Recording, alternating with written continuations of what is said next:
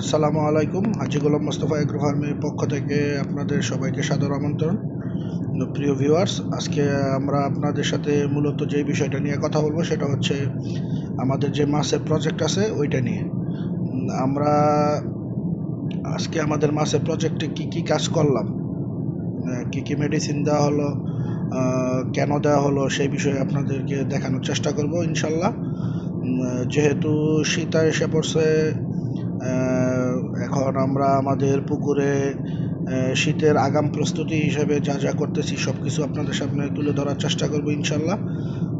আমরা আমাদের পুকুরগুলোর মধ্যে শীতের আগাম প্রস্তুতি হিসাবে যেই কাজগুলো করেছি তার মধ্যে প্রথম, আমাদের পুকুরের মধ্যে আমরা চুন এবং পটাশ লবণ দিয়ে আমাদের পুকুরগুলোকে জীবাণু মুক্ত করে নিয়েছি। তারপর আমরা সাথে একটা জীবাণুনাশক মেডিসিনও ইউজ করেছি যেন আমাদের পুকুরে কোনো জীবাণু অবশিষ্ট না থাকে। এরপর যেটা করতেছি আজকে, মূলত আমরা যেই কাজটা করতেছি, যেহেতু আমাদের আগেই জীবাণুনাশক করা হয়েছে, তার জন্য আজকে আমরা পুকুরের মধ্যে প্রোবায়োটিক দিচ্ছি। যেহেতু জীবাণুনাশক করার ফলে পুকুরের মাছের খাবারের চাহিদা কমে যায়, পুকুরের মাছ যেন খাবারের চাহিদাটা আবার পরিপূর্ণভাবে আসে, তার জন্য আমরা এখন পুকুরের মধ্যে প্রোবায়োটিক দিচ্ছি। শীতের মধ্যে এমনিতেই মাছের খাবার কম লাগে, আর আমরা পুকুরের পাড়ের মধ্যে সবজিরও আবাদ করে থাকি। মূলত এগুলো আমাদের পারিবারিক চাহিদা পূরণ করার জন্য। এগুলো আমরা আমাদের পারিবারিক চাহিদা পূরণ করার জন্যই করে থাকি। আপনারা দেখতে পাচ্ছেন আমাদের পুকুরের পাড়ে লাউ গাছ লাগানো হয়েছে, সেই লাউ গাছ থেকে লাউ সংগ্রহ করা হচ্ছে। আলহামদুলিল্লাহ, মাশাল্লাহ, যদিও অল্প পরিমাণ লাউ গাছ আবাদ করেছি, মাশাল্লাহ ফলনও ভালো এসেছে, আপনারা দেখতে পাচ্ছেন। আর পুকুরের যে বিষয়টা, যেহেতু শীত আসতেছে, শীতের মধ্যে মাছ চাষের সবচেয়ে বড় চ্যালেঞ্জিং বিষয়টা হচ্ছে অ্যামোনিয়া গ্যাস নিয়ে।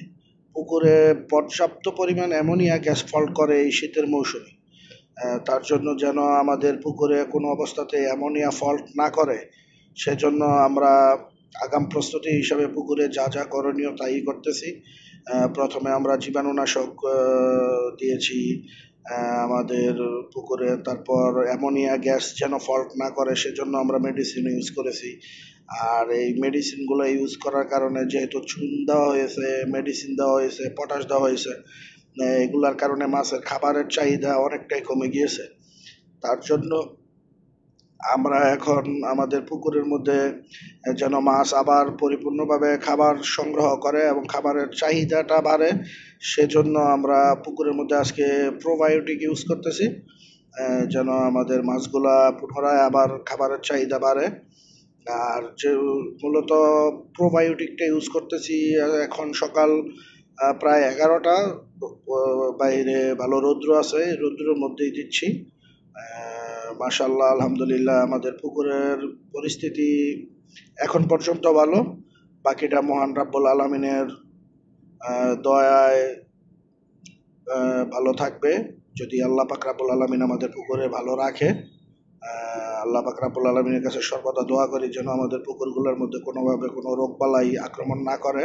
আমরা আমাদের যতটুকু চেষ্টা তা করে যাচ্ছি, আল্লাহ পাক রাব্বুল আলামিন যেন আমাদের সহায় হন।